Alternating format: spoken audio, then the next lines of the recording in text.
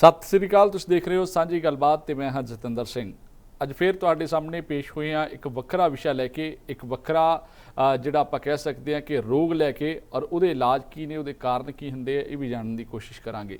ਦਰਅਸਲ ਕੈਂਸਰ ਇੱਕ ਨਾਮਨਾਦ ਬਿਮਾਰੀ ਬਣ ਗਈ ਆ, ਔਰ ਸ਼ਾਇਦ ਮੈਨੂੰ ਲੱਗਦਾ ਨਹੀਂ ਕਿ ਬਹੁਤ ਸਾਰੇ ਲੋਕ ਇਹ ਜਾਣਦੇ ਹੋਣਗੇ ਕਿ ਕਿੰਨੀ ਤਰ੍ਹਾਂ ਦਾ ਕੈਂਸਰ ਹੁੰਦਾ ਹੈ, ਕਿਉਂਕਿ ਅੱਜ ਜੇਕਰ ਕਿਸੇ ਵੀ ਜਾਣਕਾਰ ਵਿਅਕਤੀ ਨੂੰ ਤੁਸੀਂ ਪੁੱਛਦੇ ਹੋ ਤਾਂ ਉਹਨਾਂ ਦੇ ਕੋਈ ਜਾਣਕਾਰ ਹੋਵੇ ਜਾਂ ਤੁਹਾਡਾ ਕੋਈ ਜਾਣਕਾਰ ਹੋਵੇ ਤਾਂ ਕੋਈ ਨਾ ਕੋਈ ਕੈਂਸਰ ਦੇ ਨਾਲ ਪੀੜਤ ਜ਼ਰੂਰ ਨਿਕਲ ਆਉਂਦਾ ਗਾ। ਚਾਹੇ ਪਿੰਡਾਂ ਦੇ ਵਿੱਚ, ਸ਼ਹਿਰਾਂ ਦੇ ਵਿੱਚ ਇਸ ਬਿਮਾਰੀ ਦਾ ਜ਼ਿਕਰ ਜ਼ਰੂਰ ਹੁੰਦਾ ਹੈ, ਔਰ ਹਰੇਕ ਜਗ੍ਹਾ ਦੇ ਉੱਤੇ ਕਿਤੇ ਨਾ ਕਿਤੇ ਪੀੜਤ ਜਿਹੜਾ ਉਹ ਕੈਂਸਰ ਦੇ ਨਾਲ ਹੈਗਾ ਹੀ ਹੈ। ਪਰ ਕੈਂਸਰ ਕਿੰਨੀ ਤਰ੍ਹਾਂ ਦੀ ਹੁੰਦੀ ਹੈ, ਇਸ ਬਾਰੇ ਬਹੁਤ ਸਾਰੇ ਲੋਕ ਜਿਹੜੇ ਆ ਉਹ ਪੰਜਾਬ ਦੇ ਵਿੱਚ ਨਹੀਂ ਜਾਣਦੇ ਹੋਣਗੇ। ਹਾਲਾਂਕਿ ਆਪਾਂ ਕਹੀਏ ਕਿ ਦੇਸ਼ ਦੇ ਵਿੱਚ, ਦੁਨੀਆ ਭਰ ਦੇ ਵਿੱਚ ਲੋਕ ਜਿਹੜੇ ਆ ਉਹ ਇਸ ਬਾਰੇ ਜਾਣਕਾਰੀ ਨਹੀਂ ਰੱਖਦੇ, ਕਿਉਂਕਿ ਜਦੋਂ ਇਨਸਾਨ ਕਿਸੇ ਬਿਮਾਰੀ ਦੇ ਨਾਲ ਪੀੜਤ ਹੋ ਜਾਂਦਾ ਤਾਂ ਉਸ ਤੋਂ ਬਾਅਦ ਹੀ ਉਸ ਨੂੰ ਜਾਣਨ ਦੀ ਕੋਸ਼ਿਸ਼ ਕਰਦਾ ਹੈ ਕਿ ਇਹਦੇ ਕਾਰਨ ਕੀ ਨੇ, ਇਹ ਕਿਉਂ ਹੋ ਰਿਹਾ ਗਾ, ਬਹੁਤਾਤ ਦੇ ਵਿੱਚ ਕਿਉਂ ਲੋਕਾਂ ਤੱਕ ਪਹੁੰਚ ਰਿਹਾ, ਇਹਦਾ ਇਲਾਜ ਜਿਹੜਾ ਉਹ ਕਿਵੇਂ ਕੀਤਾ ਜਾ ਸਕਦਾ ਹੈ। ਤਾਂ ਅੱਜ ਇਸੇ ਤਰ੍ਹਾਂ ਦਾ ਹੀ ਇੱਕ ਕੈਂਸਰ ਦੇ ਵਿੱਚੋਂ ਵਿਸ਼ਾ ਆ ਦਿਮਾਗੀ ਕੈਂਸਰ ਦਾ, ਯਾਨੀ ਕਿ ਬ੍ਰੇਨ ਕੈਂਸਰ। ਉਹਦੇ ਤੇ ਗੱਲਬਾਤ ਕਰਾਂਗੇ, ਉਹਦੇ ਕਾਰਨ ਜਾਣਨ ਦੀ ਕੋਸ਼ਿਸ਼ ਕਰਾਂਗੇ ਕਿ ਕਾਰਨ ਕਿਹੜੇ ਕਿਹੜੇ ਨੇ ਔਰ ਕਿਸ ਤਰੀਕੇ ਨਾਲ ਕੋਈ ਵਿਅਕਤੀ ਇਹ ਪਤਾ ਲਵਾ ਸਕਦਾ ਹੈ ਕਿ ਹਾਂ ਉਸ ਨੂੰ ਬ੍ਰੇਨ ਕੈਂਸਰ ਹੈ, ਉਹਦੇ ਲੱਛਣ ਕੀ ਨੇ, ਕਿਵੇਂ ਪਤਾ ਲੱਗ ਸਕਦਾ, ਸਿੰਪਟਮ ਕੀ ਹੁੰਦੇ ਆ। ਇਹ ਸਾਰੀ ਚੀਜ਼ ਦੇ ਉੱਤੇ ਗੱਲਬਾਤ ਕਰਾਂਗੇ, ਔਰ ਗੱਲਬਾਤ ਕਰਨ ਦੇ ਲਈ ਡਾਕਟਰ ਹਰਸ਼ਿੰਦਰ ਕੌਰ ਸਾਡੇ ਨਾਲ ਜੁੜਨਗੇ। ਸਭ ਤੋਂ ਪਹਿਲਾਂ ਸਵਾਗਤ ਕਰਦੇ ਹਾਂ ਉਹਨਾਂ ਦਾ, ਤੇ ਫਿਰ ਇੱਕ ਇੱਕ ਕਰਕੇ ਉਹਨਾਂ ਤੋਂ ਇਹਦੇ ਕਾਰਨ, ਇਹਦੇ ਇਲਾਜ ਬਾਰੇ ਹੋਰ ਸਾਰੀ ਜਾਣਕਾਰੀ ਜਿਹੜੀ ਹਾਸਲ ਕਰਾਂਗੇ। ਡਾਕਟਰ ਹਰਸ਼ਿੰਦਰ, ਸਭ ਤੋਂ ਪਹਿਲਾਂ ਸਵਾਗਤ ਜੀ, ਸਤਿ ਸ੍ਰੀ ਅਕਾਲ। ਸਤਿ ਸ਼੍ਰੀ ਅਕਾਲ ਡਾਕਟਰ ਸਾਹਿਬ, ਆਪਾਂ ਅੱਜ ਗੱਲ ਬ੍ਰੇਨ ਕੈਂਸਰ ਦੀ ਕਰਨੀ ਹੈ ਜੀ, ਔਰ ਬ੍ਰੇਨ ਕੈਂਸਰ ਦਾ ਦੱਸਿਓ ਕਿ ਇਹਦੇ ਜਿਹੜੇ ਲੱਛਣ ਆ ਉਹ ਕਿਵੇਂ ਪਤਾ ਲੱਗਦੇ ਆ, ਔਰ ਬ੍ਰੇਨ ਕੈਂਸਰ ਅਸਲ ਦੇ ਵਿੱਚ ਹੈ ਕੀ ਹੈ। ਜਿਵੇਂ ਮੈਂ ਸ਼ੁਰੂਆਤ ਦੇ ਵਿੱਚ ਗੱਲ ਕਹਿ ਰਿਹਾ ਸੀ ਕਿ ਅੱਜ ਇੰਨੇ ਕੈਂਸਰ ਹੈ ਕਿ ਲੋਕਾਂ ਨੂੰ ਪਤਾ ਹੀ ਨਹੀਂ ਲੱਗਦਾ ਕਿ ਕਿਹੜਾ ਕੈਂਸਰ ਆ, ਉਹਦਾ ਕਾਰਨ ਕੀ ਹੈ, ਇਹ ਕਿਵੇਂ ਕਿਸੇ ਨੂੰ ਹੋ ਗਿਆ, ਔਰ ਇਹਦੇ ਸਿੰਪਟਮ ਕੀ ਸੀਗੇ, ਫਿਰ ਸਟੇਜ ਕਿਹੜੀ ਤੇ ਪਹੁੰਚ ਗਿਆ। ਲੋਕਾਂ ਨੂੰ ਇਹਦੇ ਬਾਰੇ ਕੋਈ ਜਾਣਕਾਰੀ ਨਹੀਂ। ਜਦੋਂ ਹਸਪਤਾਲਾਂ 'ਚ ਜਾਂਦੇ ਆ ਤਾਂ ਫਿਰ ਜਿਵੇਂ ਅਗਲੇ ਨੇ ਦੱਸ ਦਿੱਤਾ ਉਦੋਂ ਪਤਾ ਲੱਗਦਾ ਕਿ ਹਾਂ ਇਹ ਪਹਿਲੀ ਸਟੇਜ ਹੈ, ਦੂਜੀ ਸਟੇਜ ਹੈ, ਇਹਦਾ ਇਲਾਜ ਹੈ ਜਾਂ ਨਹੀਂ ਹੈ। ਤਾਂ ਦਿਮਾਗ ਦਾ ਜਿਹੜਾ ਕੈਂਸਰ ਹੈ ਜਾਂ ਬ੍ਰੇਨ ਕੈਂਸਰ ਹੈ, ਉਹਦੇ ਬਾਰੇ ਦੱਸਿਓ ਕਿ ਹੈ ਕੀ ਅਸਲ ਦੇ ਵਿੱਚ, ਜਿਹੜੇ ਲੋਕ ਜਾਣਕਾਰੀ ਹਾਸਲ ਕਰਨਾ ਚਾਹੁੰਦੇ ਆ, ਜਾਂ ਕਹਿ ਲਈਏ ਕਿ ਜਦੋਂ ਕਿਤੇ ਸਿੰਪਟਮ ਉਹਨਾਂ ਨੂੰ ਨਜ਼ਰ ਆਉਣ ਤੇ ਘੱਟੋ ਘੱਟ ਉਹਨਾਂ ਨੂੰ ਪਤਾ ਹੋਵੇ ਵੀ ਭਾਈ ਆਹ ਚੀਜ਼ ਦਾ ਸਾਨੂੰ ਚੈੱਕਅਪ ਕਰਾ ਲੈਣਾ ਚਾਹੀਦਾ। ਬਿਲਕੁਲ, ਤੁਸੀਂ ਜੀ ਬੜੀ ਵਧੀਆ ਜੀ ਗੱਲ ਨਾਲ ਸ਼ੁਰੂ ਕੀਤਾ ਹੈ ਕਿ ਕੋਈ ਵਿਰਲਾ, ਮੈਨੂੰ ਨਹੀਂ ਲੱਗਦਾ ਕੋਈ ਵੀ ਹੋਏਗਾ ਜਿਹਦੇ ਜਾਣਕਾਰ ਜਾਂ ਤਾਂ ਦੋਸਤ ਮਿੱਤਰ, ਆਂਢ ਗੁਆਂਢ ਦੇ ਵਿੱਚ ਜਾਂ ਰਿਸ਼ਤੇਦਾਰੀ ਵਿੱਚ ਜਾਂ ਘਰ ਦੇ ਵਿੱਚ ਕਿਸੇ ਕੈਂਸਰ ਦਾ ਇਸ ਵੇਲੇ ਸ਼ਬਦ ਨਾ ਸੁਣਿਆ ਹੋਵੇ। ਕਿਸੇ ਵੀ ਥਾਂ ਤੇ ਅਸੀਂ ਚਲੇ ਜਾਈਏ, ਉਸ ਕਾਲੋਨੀ ਵਿੱਚ ਜਾਂ ਉਹਦੇ ਦੋਸਤਾਂ ਮਿੱਤਰਾਂ ਦੇ ਵਿੱਚ ਜਾਂ ਉਹਨਾਂ ਦੋਸਤਾਂ ਮਿੱਤਰਾਂ ਦੇ ਘਰਾਂ ਵਿੱਚ ਕੈਂਸਰ ਨੇ ਇਸ ਵੇਲੇ ਆਪਣੇ ਪੈਰ ਪਸਾਰੇ ਹੋਏ। ਸੋ ਜਿਸ ਤਰੀਕੇ ਦਾ ਚੁਫੇਰੇ ਸਾਨੂੰ ਦਿਸ ਰਿਹਾ ਕਿ ਇਹਦਾ ਫੈਲਾਅ ਹੋ ਰਿਹਾ ਹੈ ਕੈਂਸਰ ਦਾ, ਉਹਦੇ 'ਚ ਜਿਵੇਂ ਆਪਾਂ ਪਿਛਲੇ ਐਪੀਸੋਡ 'ਚ ਵੀ ਦੱਸਣਾ ਚਾਹਿਆ ਸੀ ਕਿ ਹਰ ਬਿਮਾਰੀ ਆਪਣੇ ਲੱਛਣ ਜ਼ਰੂਰ ਦੱਸਦੀ ਜੇ, ਸਿਰਫ ਸਾਨੂੰ ਪਤਾ ਨਾ ਹੋਣ ਕਾਰਨ ਉਹ ਵੱਧ ਜਾਂਦੀ। ਸੋ ਸਾਡਾ ਇਹ ਸੀਰੀਜ਼ ਜੋ ਅਸੀਂ ਕੈਂਸਰ ਤੇ ਹੀ ਲੋਕਾਂ ਦੀ ਮੰਗ ਦੇ ਨਾਲ ਸ਼ੁਰੂ ਕੀਤੀ ਕਿ ਸਾਡੇ ਇੱਥੇ ਕੈਂਸਰ ਬਾਰੇ ਸਾਨੂੰ ਜਦੋਂ ਸ਼ੱਕ ਤਾਂ ਪਾ ਦਿੰਦੇ ਨੇ, ਫਿਰ 6-6 ਮਹੀਨੇ ਤੱਕ ਕਈ ਵਾਰ ਸਾਨੂੰ ਟੈਸਟਾਂ ਦਾ ਟਾਈਮ ਨਹੀਂ ਮਿਲਦਾ। ਬਹੁਤ ਸਾਰੇ ਨੇ ਜਿਹੜੇ ਭਾਰਤ ਵਿੱਚ ਪਹੁੰਚ ਕੇ ਇੱਥੇ ਆ ਕੇ ਪੰਜਾਬ ਅੰਦਰ ਜਾਂ ਹੋਰ ਸੈਂਟਰਾਂ ਵਿੱਚ ਜਾ ਕੇ ਆਪਣੇ ਟੈਸਟ ਕਰਵਾ ਕੇ ਤੇ ਫਿਰ ਵਾਪਸ ਜਾਂਦੇ ਨੇ ਇਲਾਜ ਲਈ, ਜਾਂ ਫਿਰ ਕੁਝ ਇੱਥੇ ਹੀ ਕੈਂਸਰ ਇੰਸਟੀਚਿਊਟ ਦੇ ਵਿੱਚ ਟ੍ਰੀਟਮੈਂਟ ਵੀ ਕਰਵਾ ਰਹੇ ਨੇ। ਸੋ ਇਸੇ ਲਈ ਜ਼ਰੂਰੀ ਜੇ ਸ਼ੁਰੂਆਤੀ ਲੱਛਣ ਸਾਨੂੰ ਪਤਾ ਲੱਗ ਜਾਣ ਜਾਂ ਪਤਾ ਹੋਵੇ ਕਿਉਂ ਹੋ ਰਿਹਾ, ਉਸ ਤੋਂ ਬਚਾਅ ਹੋ ਸਕੇ ਤਾਂ ਬਿਹਤਰ ਹੈ। ਪਰ ਜਿੰਨੇ ਵੀ ਮੈਂ ਬੇਨਤੀ ਕਰਾਂਗੀ ਡਿਪਰੈਸ਼ਨ ਦੇ ਸ਼ਿਕਾਰ ਨੇ, ਬੜੀ ਵੱਡੀ ਗਿਣਤੀ, ਕੋਈ ਥੋੜੀ ਨਹੀਂ ਜੇ। ਜੇ ਅਸੀਂ ਵਿਸ਼ਵ ਸਿਹਤ ਸੰਸਥਾ ਦੇ ਹਿਸਾਬ ਨਾਲ ਵੀ ਜਾਈਏ ਤਾਂ ਅੱਜ ਦੀ ਦਿਹਾੜੀ ਤੇ ਉਹ ਕਹਿੰਦੇ ਨੇ 62.8% ਲੋਕ ਦੇ ਹੈਗੇ ਨੇ ਨੇੜੇ ਤੇੜੇ ਦੁਨੀਆ ਭਰ ਦੇ ਜਿਹੜੇ ਡਿਪਰੈਸ਼ਨ ਕਿਸੇ ਨਾ ਕਿਸੇ ਵੇਲੇ ਜ਼ਰੂਰ ਸਹੇੜਦੇ ਜੀ। ਮੇਰੀ ਉਹਨਾਂ ਦੇ ਅੱਗੇ ਅਰਜ਼ ਹੈ, ਇੱਕ ਵਾਰ ਟਾਟਾ ਮੈਮੋਰੀਅਲ ਹਸਪੀਟਲ ਦੇ ਵਿੱਚ ਜਾਂ ਕਿਸੇ ਵੀ ਕੈਂਸਰ ਇੰਸਟੀਚਿਊਟ ਦੇ ਵਿੱਚ ਇੱਕ ਗੇੜਾ ਜ਼ਰੂਰ ਲਾ ਕੇ ਆਇਓ। ਇੱਕ ਦਿਨ, ਸਿਰਫ ਇੱਕ ਦਿਨ ਬਿਤਾ ਕੇ ਆਇਓ ਉੱਥੇ ਸਾਰਿਆਂ ਨਾਲ ਜੋ ਜੂਝਦੇ ਨੇ ਇਸ ਬਿਮਾਰੀ ਨਾਲ, ਐਂਡ ਸਟੇਜ ਵਾਲਿਆਂ 'ਚ ਵੀ ਮਿਲ ਕੇ ਆਇਓ। ਤੁਹਾਨੂੰ ਅੰਦਾਜ਼ਾ ਹੋਏਗਾ ਕੁਦਰਤ ਨੇ ਕੀ ਕੁਝ ਨਵਾਜਿਆ ਹੋਇਆ ਤੁਹਾਨੂੰ, ਇਹਨਾਂ ਬਿਮਾਰੀਆਂ ਤੋਂ ਤੁਸੀਂ ਮੁਕਤ ਹੋ ਤੇ ਉਹਦੇ ਹੋਣ ਦੇ ਨਾਲ ਤੁਸੀਂ ਇੰਨਾ ਕੁਛ ਯਾਨੀ ਤੁਹਾਡੇ ਕੋਲ ਤੁਸੀਂ ਦੇਖ ਸਕਦੇ ਹੋ, ਸੁਣ ਸਕਦੇ ਹੋ, ਤੁਰ ਸਕਦੇ ਹੋ, 2 ਵੇਲੇ ਦੀ ਰੋਟੀ ਦਾ ਜੁਗਾੜ ਹੈ, ਫਿਰ ਡਿਪਰੈਸ਼ਨ ਕਿਸ ਦੀ? ਯਾਨੀ ਜੇ ਤੁਸੀਂ ਅੱਜ ਸਭ ਕੁਝ ਹੁੰਦਿਆਂ ਵੀ ਡਿਪਰੈਸਡ ਫੀਲ ਕਰ ਰਹੇ ਹੋ ਤਾਂ ਇਸ ਥਾਂ ਤੇ ਜਾਇਓ ਜ਼ਰੂਰ। ਉਹਨਾਂ ਤੋਂ ਤੁਹਾਨੂੰ ਖੁਸ਼ੀ ਉਧਾਰੀ ਮਿਲ ਜਾਏਗੀ, ਕਿਉਂਕਿ ਜਿਹੜੇ ਬੱਚੇ ਉਸ ਸਟੇਜ ਦੇ ਜੂਝਦੇ, ਮੈਂ ਆਪ ਆਪਣੀ ਅੱਖੀਂ ਵੇਖੇ ਨੇ ਕੈਂਸਰ ਦੇ ਉਹ ਬੱਚੇ ਜਿਹੜੇ ਜੰਗ ਜਿੱਤਦੇ ਨੇ, ਕਿਸ ਤਰੀਕੇ ਉਹ ਸਗੋਂ ਤੁਹਾਨੂੰ ਮੁਸਕਰਾ ਕੇ ਮਿਲਦੇ ਨੇ। ਬਤੌਰ ਡਾਕਟਰ ਸਾਡਾ ਕਈ ਵਾਰ ਦਿਲ ਰੋਂਦਾ ਹੁੰਦਾ, ਜੀ ਪਰ ਜਦ ਅੱਖਾਂ ਦੇ ਹੰਝੂ ਲੁਕਾ ਕੇ ਮੁਸਕਾਨ ਦੇ ਨਾਲੇ ਬੱਚਿਆਂ ਨੂੰ ਮਿਲੋ ਨਾ, ਜਿਹੜੀ ਉਹ ਵਾਪਸ ਮੁਸਕਾਨ ਬਿਖੇਰਦੇ ਨੇ, ਫਿਰ ਕਹਿੰਦੇ ਨੇ ਡਾਕਟਰ ਆਂਟੀ ਮੈਂ ਠੀਕ ਹੋਵਾਂਗਾ ਨਾ। ਸੱਚ ਜਾਣਿਓ, ਦਿਲ ਕਰਦਾ ਭੁੱਬਾ ਮਾਰ ਕੇ ਰੋਈਏ, ਪਰ ਉਹਦੀ ਮੁਸਕਾਨ ਦੇ ਅੱਗੇ ਅਸੀਂ ਨਿਰੁੱਤਰ ਹੁੰਦੇ ਆ, ਉਹਨੂੰ ਦੇਣਾ ਹੀ ਪੈਂਦਾ ਹੌਸਲਾ, ਜੱਫੀ ਵੀ ਬਾਣੀ ਪੈਂਦੀ ਹੈ। ਨਹੀਂ ਪੁੱਤਰਾ ਤੂੰ ਠੀਕ ਹੋ ਜਾਏਗਾ। ਤੇ ਜਿਹੜੀ ਉਹਦਾ ਸ਼ੁਕਰਾਨਾ ਅੱਖਾਂ ਵਿੱਚੋਂ ਇਹ ਦਿਸਦਾ ਕਿ ਹਾਂ ਮੈਂ ਠੀਕ ਹੋਵਾਂਗਾ। ਤੇ ਬੜੀ ਵਾਰ ਅਸੀਂ ਉਹਨਾਂ ਨੂੰ ਇਹ ਜੰਗ ਜਿੱਤਦਿਆਂ ਵੀ ਦੇਖਿਆ। ਮੇਰਾ ਖਿਆਲ ਹੈ ਕਿ ਜਿਹੜੇ ਡਿਪਰੈਸ਼ਨ ਦੇ ਸ਼ਿਕਾਰ ਨੇ ਉਹਨਾਂ ਨੂੰ ਜ਼ਰੂਰ ਇਸ ਥਾਂ ਤੇ ਜੇ ਫਿਰ ਕੇ ਆਉਣਗੇ, ਡਿਪਰੈਸ਼ਨ ਨੇੜੇ ਤੇੜੇ ਨਹੀਂ ਆਏਗੀ, ਸਿਰਫ ਸ਼ੁਕਰਾਨਾ ਕਰਦੇ ਨਿਕਲਣਗੇ। ਸੋ ਥੋੜਾ ਜਿਹਾ ਅਸੀਂ ਆਪਣੀ ਜ਼ਿੰਦਗੀ ਵੱਲ ਧਿਆਨ ਦਈਏ, ਜ਼ਿੰਦਗੀ ਨੂੰ ਜੀਣਾ ਸ਼ੁਰੂ ਕਰੀਏ, ਕਿਉਂਕਿ ਕੈਂਸਰ ਸਾਨੂੰ ਨਹੀਂ ਪਤਾ ਕਦੋਂ ਸਾਨੂੰ ਚੱਕਣ ਵਾਲੇ ਨੇ, ਕਦੋਂ ਇਹਨਾਂ ਦਾ ਸ਼ੁਰੂ ਹੋ ਜਾਣਾ। ਅਸਲ 'ਚ ਦਿਮਾਗ ਦੀ ਜਿਵੇਂ ਤੁਸੀਂ ਗੱਲ ਕੀਤੀ, ਇਹਦਾ ਸਿਰਫ ਕੈਂਸਰ ਹੀ ਨਹੀਂ, ਇਹਦੇ 'ਚ ਰਸੌਲੀਆਂ ਅਣਗਿਣਤ ਨੇ। ਸਿਰਫ 1/3 ਰਸੌਲੀਆਂ ਨੇ ਜਿਹੜੀਆਂ ਕੈਂਸਰ ਕਰਦੀਆਂ, ਪਰ ਹਰ ਕਿਸਮ ਦੀ ਰਸੌਲੀ ਕੁਝ ਨਾ ਕੁਝ ਯਾਨੀ ਆਪਣੀ ਵਾਰ ਕਰਕੇ ਹੀ ਜਾਂਦੀ ਜੇ। ਭਾਵੇਂ ਉਹ ਕੈਂਸਰ ਨਾ ਵੀ ਹੋਵੇ, ਪੂਰੀ ਤਰ੍ਹਾਂ ਠੀਕ ਹੋਣ ਵਾਲੀ ਵੀ ਹੋਏ, ਫਿਰ ਵੀ ਸੋਚਣ ਸਮਝਣ ਦੀ ਸ਼ਕਤੀ, ਯਾਦਾਸ਼ਤ ਦੀ ਸ਼ਕਤੀ, ਕਿਸੇ ਹਿੱਸੇ ਦੀ ਕਮਜ਼ੋਰੀ, ਬਹੁਤ ਕੁਝ ਜੇ ਜਿਹੜਾ ਉਹ ਪਿੱਛੇ ਛੱਡ ਜਾਂਦੀ ਜੇ।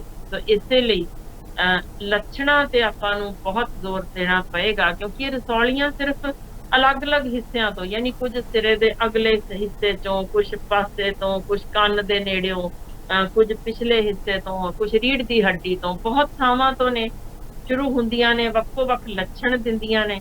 ਕੁਝ ਆਪ ਵੱਧ ਕੇ, ਕੁਝ ਜਿਹੜੀ ਲਹੂ ਦੀਆਂ ਨਸਾਂ ਜਾ ਰਹੀਆਂ ਨੇ ਉਹਨਾਂ ਨੂੰ ਦੱਬ ਕੇ, ਕੁਝ ਦਿਮਾਗ ਅੰਦਰਲੇ ਪਾਣੀ ਜਿਹੜਾ ਸਾਡਾ ਹੁੰਦਾ ਖੁਰਾਕ ਪਹੁੰਚਾਉਂਦਾ, ਉਹਦਾ ਰਾਹ ਦੱਬ ਕੇ, ਵੱਖੋ ਵੱਖਰੀ ਤਰ੍ਹਾਂ ਦੇ ਲੱਛਣ ਉਹ ਸਾਰੀਆਂ ਪੈਦਾ ਕਰ ਸਕਦੀਆਂ ਨੇ। ਕੁਝ ਅਜਿਹੀਆਂ ਨੇ ਜਿਹੜੀਆਂ ਪਾਈਨੀਅਲ ਗਲੈਂਡ, ਯਾਨੀ ਸਾਡੇ ਜਿਹੜਾ ਦਿਮਾਗ ਵਿਚਲੇ ਗਲੈਂਡ ਤੋਂ ਸ਼ੁਰੂ ਹੁੰਦੀਆਂ ਨੇ, ਜਿਹੜੇ ਹਾਰਮੋਨ ਪੂਰੇ ਗੜਬੜ ਕਰ ਦਿੰਦੀਆਂ ਨੇ। ਸੋ ਉਹ ਕਈ ਵਾਰ ਲੱਛਣ ਸ਼ੁਰੂਆਤੀ ਦੌਰ ਦੇ ਇੰਨੇ ਕੁ ਆਮ ਜਿਹੇ ਦਿਸਦੇ ਨੇ ਕਿ ਅਸੀਂ ਉਹਨਾਂ ਨੂੰ ਰਸੌਲੀ ਗਿਣਦੇ ਹੀ ਨਹੀਂ, ਸਾਨੂੰ ਇਹ ਨਹੀਂ ਅੰਦਾਜ਼ਾ ਹੁੰਦਾ ਵੀ ਇਹ ਵੀ ਕੋਈ ਬਿਮਾਰੀ ਹੈ, ਛੱਡ ਪਰਾਂ, ਇਹਦੀ ਤਾਂ ਆਪਾਂ ਬਸ ਕੋਈ ਨਾ ਖਾ ਲਵਾਂਗੇ ਕੋਈ ਦਵਾਈ, ਤੇ ਇਹ ਪਤਾ ਹੀ ਨਹੀਂ ਹੁੰਦਾ ਕਿ ਅਗਲੇ ਦਿਨ ਖਰੇ ਅੱਖਾਂ ਨੇ ਕੰਮਕਾਰ ਤੋਂ ਜਵਾਬ ਦੇ ਦੇਣਾ, ਜਾਂ ਲਹੂ ਦਾ ਵਹਾਓ ਬੰਦ ਹੋਇਆ, ਤੁਹਾਡਾ ਸੁਣਨੋਂ ਰਹਿ ਜਾਣਾ, ਪਾਸਾ ਮਾਰਿਆ ਜਾਣਾ, ਹੱਥ ਸੁੰਨ ਹੋ ਜਾਣੇ ਨੇ, ਮੂੰਹ ਦਾ ਲਕਵਾ ਮਾਰਿਆ ਜਾਣਾ, ਬਹੁਤ ਕੁਛ ਜੇ, ਜਿਨ੍ਹਾਂ ਵਿੱਚ ਇੱਕ ਸਭ ਤੋਂ ਡਰਾਵਨਾ ਜਿਹਾ ਨਾਮ ਮੈਨਿੰਜੀਓਮਾ ਜੇ, ਜੀ, ਜੋ ਦਿਮਾਗ ਦੀਆਂ ਪਰਤਾਂ ਨੇ ਬਾਹਰੋਂ ਉਹਨੂੰ ਕੱਜਦੀਆਂ, ਉਹਨਾਂ ਤੋਂ ਸ਼ੁਰੂ ਹੁੰਦਾ ਜੇ। ਇਹ ਜ਼ਿਆਦਾਤਰ ਵੈਸੇ ਇਹ ਨਹੀਂ ਹੁੰਦਾ, ਕੈਂਸਰ ਰਸੌਲੀ ਹੈ, ਪਰ ਇਹ ਵੀ ਕੈਂਸਰ ਚ ਤਬਦੀਲ ਹੋ ਜਾਂਦਾ ਕਈ ਕਿਸਮਾਂ ਚ। ਸੋ ਯਾਨੀ ਬਹੁਤ ਕੁਛ ਜੇ ਜਿਹੜੇ ਖਾਸ ਤੌਰ ਤੇ ਇੱਕ ਕੰਨ ਦੇ ਜਿਵੇਂ ਇੱਥੋਂ ਸੁਣਨ ਵਾਲੀ ਨਸ ਤੋਂ ਅਕੂਸਟਿਕ ਨਿਊਰੋਮਾ ਸ਼ੁਰੂ ਹੁੰਦਾ ਜੇ। ਸੋ ਵੱਖੋ ਵੱਖਰੀਆਂ ਨੇ, ਕੁਝ ਜਿਨ੍ਹਾਂ ਚ ਕੁਝ ਜ਼ਹਿਰੀ ਕੈਂਸਰ ਨੇ ਜਿਨ੍ਹਾਂ ਨੂੰ ਅਸੀਂ ਗਿਣਦੇ ਹਾਂ ਕਿ ਜਿਵੇਂ ਐਸਟਰੋਸਾਈਟੋਮਾ, ਗਲਾਇਓਬਲਾਸਟੋਮਾ, ਮੈਡੂਲੋਬਲਾਸਟੋਮਾ ਜਾਂ ਐਪਨਡਾਈਮੋਮਾ, ਕੁਛ ਏਦਾਂ ਦੇ ਜਿਹੜੇ ਨਾਮ ਜਿਵੇਂ ਸੁਣਨ ਚ ਖਤਰਨਾਕ ਲੱਗਦੇ ਨੇ, ਉਨੇ ਹੀ ਭਿਆਨਕ ਇਹ ਕੈਂਸਰ ਨੇ ਜਿਹੜੀ ਜਾਨ ਲਏ ਬਗੈਰ ਜਾਂਦੇ ਜੀ। ਸੋ ਮੈਡੂਲੋਬਲਾਸਟੋਮਾ ਆਮ ਤੌਰ ਤੇ ਬੱਚਿਆਂ ਚ ਕਾਫੀ ਦਿਸਦਾ ਜੇ, ਖਾਸ ਤੌਰ ਤੇ ਮੁੰਡਿਆਂ ਵਿੱਚ। ਇਸੇ ਤਰ੍ਹਾਂ ਔਰਤਾਂ ਚ ਮੈਨਿੰਜੀਓਮਾ ਜ਼ਿਆਦਾ ਹੁੰਦਾ ਜੇ। ਸੋ ਵੱਖੋ ਵੱਖਰੇ ਕੈਂਸਰ ਨੇ ਜਿਹੜੇ ਨਾ ਸਿਰਫ ਸੈਕਸ ਦੇ ਉੱਤੇ ਵੀ ਆਧਾਰਿਤ ਹੁੰਦੇ ਨੇ, ਤੇ ਕੁਝ ਜਿਹੜੀਆਂ ਕਾਰਨ ਜਿਹੜੇ ਜ਼ਰੂਰ ਆਪਾਂ ਦੱਸਣਾ ਚਾਹਾਂਗੇ ਬਾਅਦ ਵਿੱਚ, ਕਿਉਂਕਿ ਇਹ ਕੋਈ ਛੋਟੀ ਮੋਟੀ ਗਿਣਤੀ ਦੇ ਨਹੀਂ ਨੇ ਜੀ। ਇਕੱਲੇ ਅਮਰੀਕਾ ਵਿੱਚ ਤੁਸੀਂ ਅੰਦਾਜ਼ਾ ਲਾਓ ਕਿ ਹਰ 5 ਜਣਿਆਂ ਦੇ ਪਿੱਛੇ ਸਾਲ ਵਿੱਚ ਇੱਕ ਨੂੰ ਦਿਮਾਗ ਦੀ ਕਿਸੇ ਨਾ ਕਿਸੇ ਕਿਸਮ ਦੀ ਰਸੌਲੀ ਜਾਂ ਪਾਣੀ ਦੇ ਵਹਾਓ ਵਿੱਚ ਰੋਕਾ ਜਾਂ ਉਹਦੇ ਨਸਾਂ ਦੇ ਵਿੱਚ, ਯਾਨੀ ਇਹ ਤੁਸੀਂ ਸੋਚ ਹੀ ਸਕਦੇ ਹੋ ਕਿ ਕਿੰਨੀ ਵੱਡੀ ਗਿਣਤੀ ਜੇ। ਤੇ ਜੇ ਆਪਾਂ ਗੱਲ ਕਰੀਏ ਸਿਰਫ 15 ਸਾਲ ਤੋਂ ਛੋਟੇ ਬੱਚਿਆਂ ਦੀ, ਇਹਨਾਂ ਵਿੱਚ ਹਰ ਸਾਲ ਇਕੱਲੇ ਅਮਰੀਕਾ ਵਿੱਚ 4100 ਬੱਚੇ ਪੀੜਤ ਹੁੰਦੇ ਨੇ, ਇਕੱਲੇ ਅਮਰੀਕਾ 'ਚ। ਜੀ जरा बाकी अंदाजा ला लो ਜਿਹੜੇ ਕਿ ਗਰੀਬੀ ਦੇ ਹਾਲ ਵਿੱਚ, ਜੋ ਗਰੀਬੀ ਜਿਨ੍ਹਾਂ ਨੂੰ ਚੱਪ ਜਾਂਦੀ ਹੈ, ਇਲਾਜ ਹੀ ਨਹੀਂ ਕਰਵਾ ਸਕਦੇ, ਪਹੁੰਚਦੇ ਹੀ ਨਹੀਂ, ਉਹਨਾਂ ਦੀ ਕਿੰਨੀ ਕੁ ਵੱਡੀ ਇਹ ਤਾਦਾਦ ਹੋਏਗੀ, ਜਿਹੜੀ ਸਾਡੇ ਕੋਲ ਐਗਜ਼ੈਕਟ ਫਿਗਰ ਹੀ ਨਹੀਂ ਹੈ। ਪਰ ਇਹ ਮੰਨ ਲਿਆ ਗਿਆ ਕਿ ਡਿਵੈਲਪਿੰਗ ਕੰਟਰੀਜ਼ ਵਿੱਚ ਇਹ ਰੇਟ ਸ਼ਾਇਦ 2 to 3 ਟਾਈਮਸ ਹੋਏਗਾ। ਤੁਸੀਂ ਅੰਦਾਜ਼ਾ ਲਾ ਲਓ ਕਿੰਨੀ ਵੱਡੀ ਗਿਣਤੀ ਸਾਡੇ ਇਹ ਕੈਂਸਰ ਦੇ, ਦਿਮਾਗ ਦੇ ਕੈਂਸਰ ਦੇ ਇਸ ਵੇਲੇ ਮਰੀਜ਼, ਜੋ ਕਿ ਸਿਰਫ ਦਿਮਾਗ ਤੋਂ ਉਪਜਿਆ ਨਹੀਂ, ਛਾਤੀ ਦਾ ਕੈਂਸਰ, ਹੱਡੀਆਂ ਦਾ, ਯਾਨੀ ਹੋਰਨਾਂ ਥਾਵਾਂ ਦੇ ਕੈਂਸਰ ਜਿੱਥੇ ਸ਼ੁਰੂ ਹੋਏ ਨੇ, ਉਹਨਾਂ ਦੇ ਸੈਕੰਡਰੀਜ਼ ਵੀ ਇੱਥੇ ਪਹੁੰਚੀਆਂ ਦੇਖੀਆਂ ਗਈਆਂ ਨੇ, ਜਿਹੜੀਆਂ ਇਹ ਲੱਛਣ ਪੈਦਾ ਕਰ ਸਕਦੀਆਂ ਨੇ। ਯਾਨੀ ਓਰੀਜਨਲ ਕੈਂਸਰ ਪ੍ਰਾਇਮਰੀ ਕਿਤੇ ਹੋਰ ਹੁੰਦਾ, ਇਹ ਸੈਕੰਡਰੀ ਇੱਥੇ ਪਹੁੰਚ ਕੇ ਇਹ ਬਿਮਾਰੀ ਕਰ ਸਕਦੀਆਂ ਨੇ। ਮੈਂ ਜੇ ਲੱਛਣ ਜ਼ਰੂਰ ਇੱਕ, ਜਿਵੇਂ ਬੱਚੇ ਦੇ ਵਿੱਚ ਜੋ ਕਿ ਕੁਝ ਵੱਖ ਕਿਸਮ ਦੇ ਜਿਹੜੇ ਪਾਣੀ ਦੇ ਵਹਾਅ ਦੇ ਦਬਾਅ ਨਾਲ, ਸਿਰਫ ਜਿਵੇਂ ਜੋ ਨਾਰਮਲ ਅਗਲੇ ਤੋਂ ਦਿਮਾਗ ਤੋਂ ਪਿੱਛੇ, ਫਿਰ ਵਿਚਕਾਰ ਪਿੱਛੇ ਰੀੜ੍ਹ ਦੀ ਹੱਡੀ ਤੱਕ ਜੋ ਪਾਣੀ ਜਾਣਾ ਹੁੰਦਾ ਦਿਮਾਗ ਅੰਦਰੋਂ, ਉਹ ਜਿਵੇਂ ਰਕਤਿਕ ਰੋਕਾ ਪੈਣਾ ਸ਼ੁਰੂ ਹੋਏ ਤਾਂ ਕੁਝ ਸ਼ੁਰੂਆਤੀ ਲੱਛਣ ਉਹਦੇ ਵੱਖ ਹੁੰਦੇ। ਮਿਸਾਲ ਵਜੋਂ ਸਿਰਫ ਵੈਸੇ ਹੀ ਸਰੀਰਕ ਕਮਜ਼ੋਰੀ, ਯਾਨੀ ਕੁਝ ਵੀ ਨਹੀਂ ਹੋਰ ਹੋਇਆ, ਬਸ ਸਰੀਰ ਜਿਹਾ ਜੀ ਢਿੱਲਾ ਹੀ ਹੈ, ਬਸ ਐਵੇਂ ਹੀ ਹੈ, ਕੋਈ ਨਾ ਪ੍ਰੋਟੀਨ ਦੇ 2 ਚਮਚ ਖਾ ਲਾਂਗੇ, ਕੋਈ ਨਾ B ਕੰਪਲੈਕਸ ਦੀ ਗੋਲੀ ਲਿਆ ਦੋ, ਖਾ ਲੈਂਦੇ ਆ, ਤਾਕਤ ਦੀਆਂ ਦਵਾਈਆਂ ਲਿਆ ਦਿਓ। ਸੋ ਜਿਹੜੀ ਤੁਹਾਨੂੰ ਸਰੀਰਕ ਕਮਜ਼ੋਰੀ ਆਮ ਜਿਹੀ ਦਿਸਣ ਲੱਗ ਗਈ ਹੈ, ਪਲੀਜ਼ ਬੇਗੌਰੇ ਨਾ ਹੋਇਓ, ਕਾਰਨ ਹੈ ਉਸ ਤੋਂ ਬਗੈਰ ਹੁੰਦੀ ਨਹੀਂ।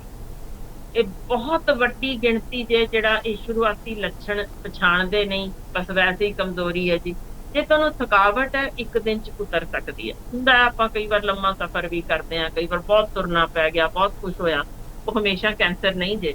ਯਾਨੀ 1 ਦਿਨ ਦੀ ਥਕਾਨ ਅਸੀਂ ਗਿਣ ਸਕਦੇ ਹਾਂ, ਪਰ ਜੇ ਉਸ ਥਕਾਨ ਤੁਹਾਨੂੰ ਹਫ਼ਤਾ ਲੱਗ ਰਿਹਾ, ਰਹਿ ਰਹੀ ਹੈ, ਇਹ ਨਾਰਮਲ ਨਹੀਂ ਹੈ। ਕਿਸੇ ਵੀ ਹਾਲ ਵਿੱਚ ਨਾਰਮਲ ਨਹੀਂ, ਕੁਝ ਨਾ ਕੁਝ ਗੜਬੜ ਸ਼ੁਰੂ ਹੋ ਚੁੱਕੀ ਹੈ। ਬਿਲਕੁਲ ਤੁਰਨ ਵਿੱਚ ਦਿੱਕਤ, ਜਿਵੇਂ ਬੱਚਾ ਆਨਾਕਾਨੀ ਜੀ ਕਰਨ ਲੱਗ ਜਾਵੇ, ਜਾਂ ਨੌਜਵਾਨ ਵੀ ਛੱਡ ਕੀ ਤੁਰਨਾ, ਤੂੰ ਫੜਾ ਦੇ ਯਾਰ, ਦਿਲ ਜਿਹਾ ਨਹੀਂ ਕਰ ਰਿਹਾ, ਤੁਰਿਆ ਨਹੀਂ ਜਾ ਰਿਹਾ, ਥਕਾਵਟ ਜਿਹੀ ਹੈ, ਐਵੇਂ ਬਸ ਪੈਰ ਸਾਥ ਜਿਹਾ ਨਹੀਂ ਦਿੰਦੇ, ਇਹ ਵੀ ਬੜੇ ਇੰਪੋਰਟੈਂਟ ਲੱਛਣ ਜੇ। ਫਿਰ ਹਲਕੇ ਚੱਕਰ ਆਉਣੇ, ਸਾਡੇ ਆਮ ਹੀ ਗੱਲ ਹੈ। ਤੁਸੀਂ ਹੈਰਾਨ ਹੋਵੋਗੇ ਜਦੋਂ ਚੱਕਰਾਂ ਵਾਲਾ ਕੋਈ ਬੱਚਾ ਜਾਂ ਕੋਈ ਨੌਜਵਾਨ ਆਉਂਦਾ ਜੇ, ਉਹ ਕਹਿੰਦੇ ਜੇ ਤਾਂ ਪਿਛਲੇ 5 ਸਾਲਾਂ ਤੋਂ ਹੋ ਰਹੇ, ਯਾਨੀ ਉਹ ਰਸੌਲੀ ਦੀ ਬਿਲਕੁਲ ਹੀ ਬਰੀਕ ਕਣਕ ਦੇ ਦਾਣੇ ਤੋਂ ਵੀ ਛੋਟੀ ਨੂੰ ਜਦ ਤੱਕ ਅਸੀਂ ਉਹਨੂੰ ਨਹੀਂ ਕਰ ਲੈਂਦੇ ਆਲੂ ਬੁਖਾਰੇ ਜਿੱਡੀ, ਅਸੀਂ ਉਹਨੂੰ ਚੱਕਰਾਂ ਨੂੰ ਵਪਾਰੀ ਕਰ ਦਿੰਦੇ ਹਾਂ ਕਿ ਕੋਈ ਨਾ ਚੱਕਰ ਹੀ ਹੈ, ਗੋਲੀ ਖਾਈ ਸੀ ਅਸੀਂ, ਠੀਕ ਹੋ ਗਏ, ਕੋਈ ਨਾ 3 ਦਿਨਾਂ ਚ ਫਿਰ। ਤਾਂ ਇਹ ਸ਼ੁਰੂਆਤੀ ਸਮੇਂ ਦੇ ਆ, ਜਾਂ ਤੁਸੀਂ ਤੁਰਦੇ ਤੁਰਦੇ ਇੱਕ ਪਾਸੇ ਇੱਕਦਮ ਜਿਵੇਂ ਆ ਚੱਕਰ ਜਿਹਾ ਆਇਆ ਜੀ, ਇੱਧਰ ਮੈਂ ਡਿੱਗਣ ਲੱਗਿਆ, ਇਸ ਤਰ੍ਹਾਂ ਦੀ ਜਿਵੇਂ ਤੁਹਾਨੂੰ ਲੱਛਣ ਦਿਸ ਰਹੇ ਹੋਣ, ਜਾਂ ਨਜ਼ਰ ਤੁਹਾਡੀ ਘਟਣ ਲੱਗ ਗਈ, ਜਾਂ ਇੱਕ ਪਾਸਿਓਂ ਲੱਗੇ ਵੀ ਦਿਸ ਨਹੀਂ ਰਿਹਾ, ਜਾਂ ਸਿੱਧਾ ਇੱਕਦਮ ਨਹੀਂ ਤੁਰਿਆ ਜਾ ਰਿਹਾ, ਹਲਕਾ ਜਿਹਾ ਏਦਾਂ ਡੋਲ ਕੇ ਜਿਵੇਂ ਤੁਰਦੇ ਹੋ, ਜਾਂ ਤੁਹਾਡੀ ਯਾਦਾਸ਼ਤ ਘਟਣ ਲੱਗ ਗਈ ਹੈ ਤੇ ਰੈਗੂਲਰਲੀ ਸਲੋਲੀ ਤੁਹਾਨੂੰ ਲੱਗਦਾ ਜਾ ਰਹੀ ਹੈ। ਇਹ ਹਰ ਯਾਦਾਸ਼ਤ ਘਟਣ ਵਾਲੇ ਦੀ ਨਹੀਂ ਹੈ ਬਿਲਕੁਲ ਲੱਛਣ। ਆਮ ਉਮਰ ਦੇ ਨਾਲ ਜਾਂ ਲੋੜੋਂ ਵੱਧ ਤੁਸੀਂ ਕੰਮ ਕਰ ਰਹੇ ਹੋ, ਜਦੋਂ ਬੜੇ ਸਾਰੇ ਇਕੱਠੇ ਛੇੜਦੇ ਹੋ, ਤੇ ਆਮ ਹੀ ਹੈ ਤੁਹਾਨੂੰ ਨਾਮ ਭੁੱਲ ਜਾਣੇ, ਸ਼ਹਿਰ ਦਾ ਨਾਮ ਭੁੱਲ ਜਾਣਾ, ਬੰਦਿਆਂ ਦਾ ਭੁੱਲ ਜਾਣਾ, ਕੋਈ ਔੜ ਨਾ ਸ਼ਬਦ।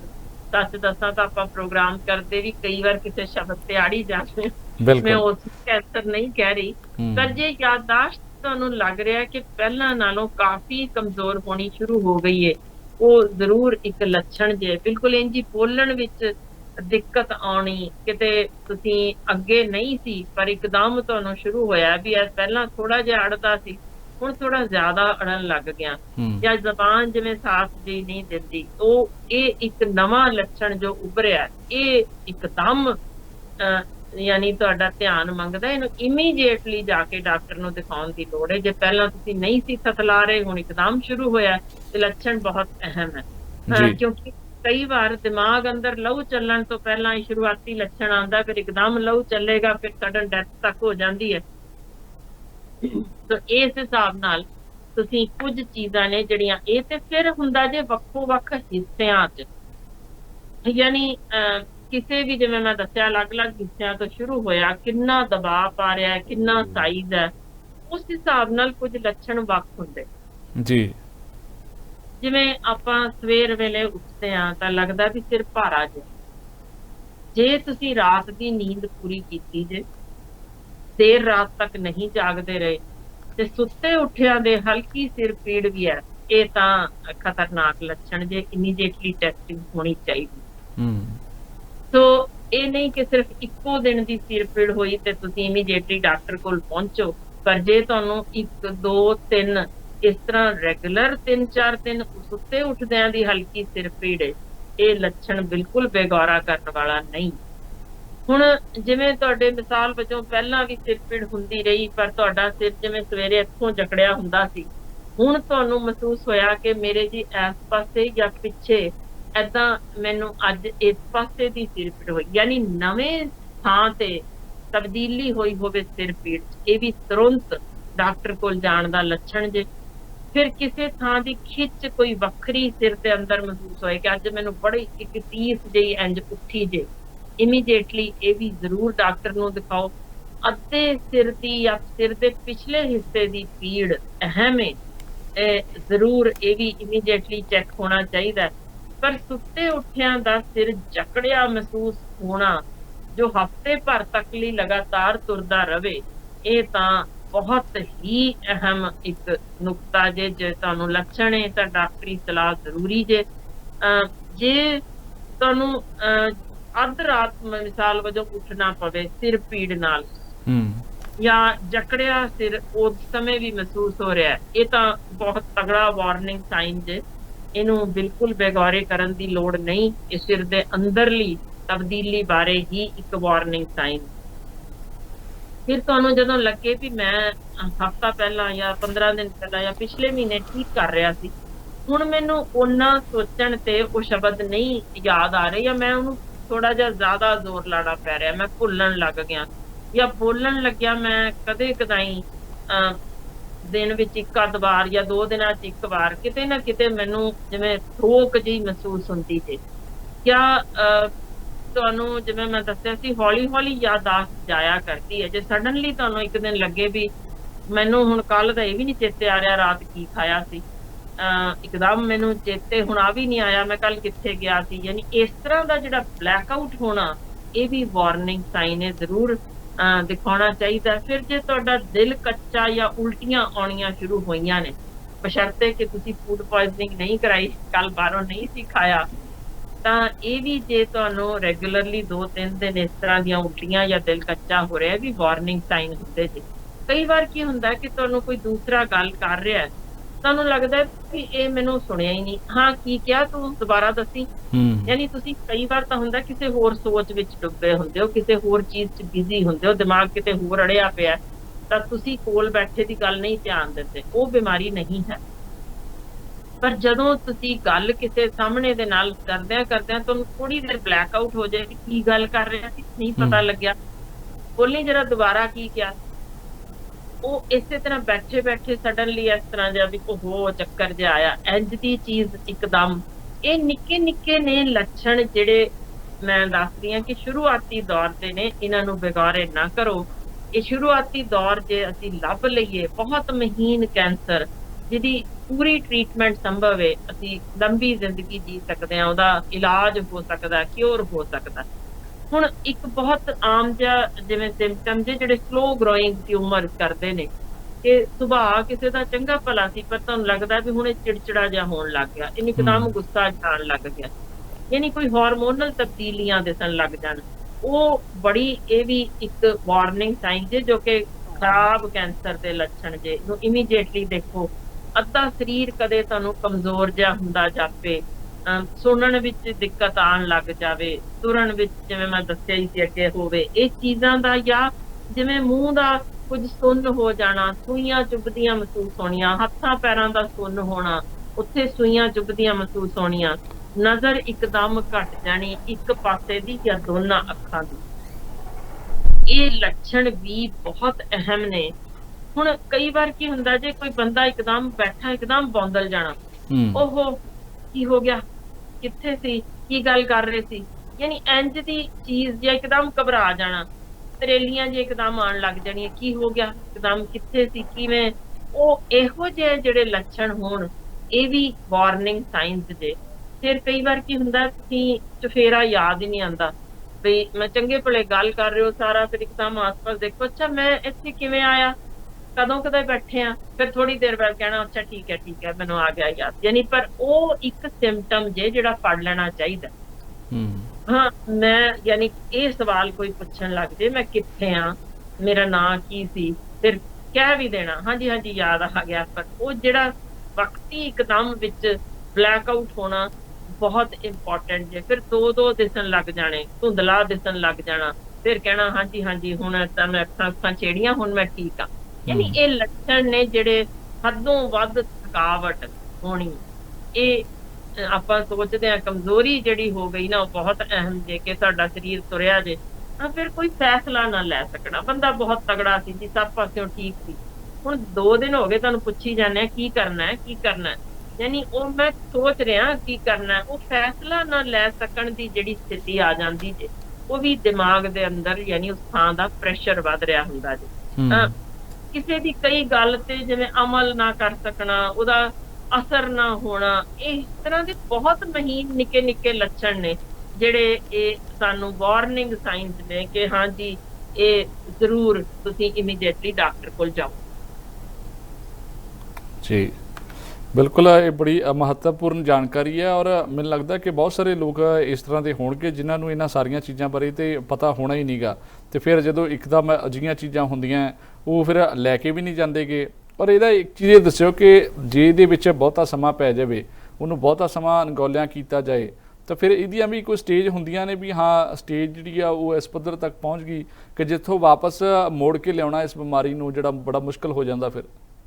ਬਿਲਕੁਲ ਜੀ, ਜਦੋਂ ਅਸੀਂ ਇਹ ਬੇਗੌਰੀ ਕਰਦੇ ਹਾਂ, ਇਹ ਤਾਂ ਬਹੁਤ ਕੁਝ ਸਲੋ ਗਰੋਇੰਗ ਨੇ, ਕੁਝ ਜਿਵੇਂ ਮੈਂ ਦੱਸਿਆ ਸੀ ਵੀ ਜ਼ਹਿਰੀ ਨੇ, ਉਹ ਤਾਂ ਫਿਰ ਸਮਾਂ ਨਹੀਂ ਦਿੰਦੇ, ਉਹ ਤਾਂ ਫਿਰ ਉਡਾਈ, ਜਿਹਨੂੰ ਪੰਜਾਬੀ ਚ ਕਹਿੰਦੇ ਨਾ ਫੱਕੀਆਂ ਉਡਾਉਂਦੇ ਨੇ, ਉਹ ਤਾਂ ਫਿਰ ਚੰਗਾ ਜੀ ਟਾਟਾ ਬਾਏ ਬਾਏ ਕਰ ਲੋ, 15 ਦਿਨ ਦੀ ਗੱਲ ਜੇ।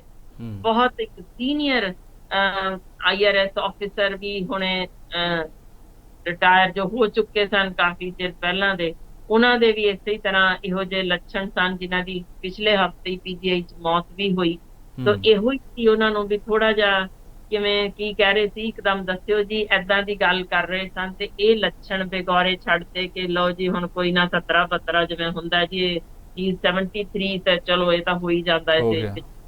ਯਾਨੀ ਉਹ ਫਾਈਨ ਸਿੰਪਟਮ ਸੀ ਜਿਹੜਾ ਦੱਸ ਰਿਹਾ ਸੀ ਕਿ ਮੈਂ ਅਰਲੀ ਸਟੇਜ ਆ ਜਿਹਨੂੰ 3 ਮਹੀਨੇ ਤੱਕ ਬੇਗੌਰੀ ਕੀਤੀ ਗਈ, ਫਿਰ ਡਾਇਗਨੋਸ ਕਰਨ ਦੇ ਜਦੋਂ ਹੋਇਆ ਉਦੋਂ ਕਿਹਾ ਜੀ 15 ਹੀ ਦਿਨ ਨੇ, ਤੇ ਵਾਕਈ 12ਵੇਂ ਦਿਨ ਹੀ ਉਹਨਾਂ ਦੀ 15 ਦਿਨ ਵੀ ਪੂਰੇ ਨਹੀਂ ਹੋਏ, 12ਵੇਂ ਦਿਨ ਹੀ ਮੌਤ ਹੋ ਗਈ। ਤਾਂ ਗੱਲ ਇਹ ਹੈ ਕਿ ਇਹੋ ਜਿਹੇ ਸਿੰਪਟਮ ਜੋ ਕਿ ਤੇਜ਼ੀ ਨਾਲ ਫੈਲਣ ਵਾਲੇ ਕੈਂਸਰਾਂ ਦੇ ਵਿੱਚ ਬਹੁਤ ਅਹਿਮ ਨੇ, ਇਹਨੂੰ ਬੇਗੌਰਾ ਨਾ ਕਰੋ। ਇਹ ਸਿੰਪਟਮਸ ਕਈ ਵਾਰ ਅਜਿਹੇ ਨੇ ਕਿ ਤੁਸੀਂ ਡਾਇਗਨੋਸ ਕਰਦੇ ਹੀ ਨਹੀਂ, ਸੁੱਤਾ ਸੁੱਤਾ ਹੀ ਬੰਦਾ ਤੁਰ ਜਾਂਦਾ, ਚਲੋ ਜੀ ਪੀਸਫੁਲ ਡੈਥ ਹੋ ਗਈ, 70 ਸਾਲ ਦੇ ਸੀ ਤੁਰ ਗਏ। ਜਾਂ ਨੌਜਵਾਨ ਬੱਚਾ ਕਿਸੇ ਦਾ ਸੱਚ ਜਾਣਿਓ, ਜਿਹਨੂੰ ਕਈ ਵਾਰ ਡਾਕਟਰਾਂ ਦਾ ਇਮਤਿਹਾਨ ਜੋ ਜ਼ਿੰਦਗੀ ਲੈਂਦੀ ਜੇ ਬਹੁਤ ਔਖਾ ਜੀ।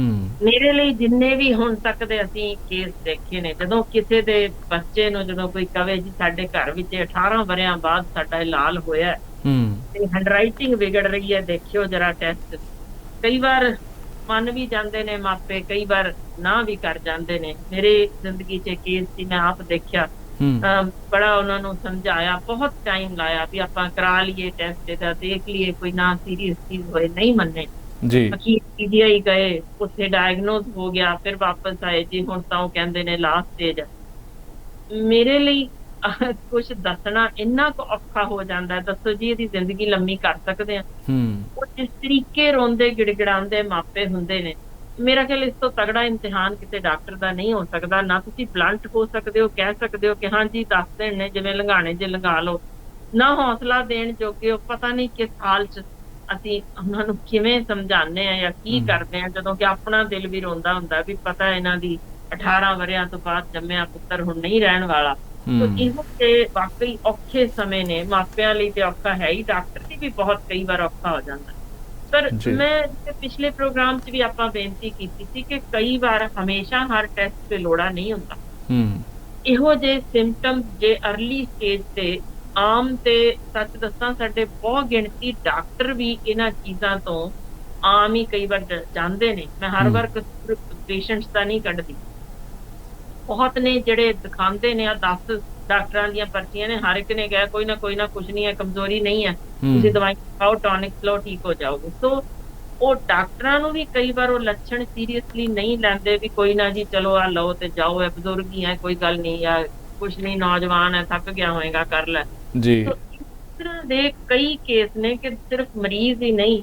ਤਾਂ ਮੈਂ ਇਸੇ ਲਈ ਵਾਰ-ਵਾਰ ਕਹਿੰਦੀ ਹਾਂ, ਹਮੇਸ਼ਾ ਸਪੈਸ਼ਲਿਸਟ ਡਾਕਟਰ ਕੋਲ ਜਾ ਕੇ ਜੇ ਤੁਸੀਂ ਵਕਤ ਸਿਰ ਇਹ ਟੈਸਟ ਕਰਾ ਕੇ ਆਪਣੀ ਬਿਮਾਰੀ ਲੱਭ ਕੇ ਇਲਾਜ ਕਰਵਾ ਲੈਂਦੇ ਹੋ ਤਾਂ ਉਹ ਜ਼ਿੰਦਗੀ ਤੁਹਾਡੀ ਬਚਣੀ ਹੈ। ਸੋ ਆਪ ਵੀ ਕਈ ਵਾਰ ਕਹਿ ਦੇਣਾ ਚਾਹੀਦਾ ਵੀ ਕੋਈ ਗੱਲ ਨਹੀਂ, ਇੱਕ ਟੈਸਟ ਹੀ ਹੈ, ਕਰਵਾਓ, ਦੇਖੋ ਹੈ ਤਾਂ ਨਹੀਂ।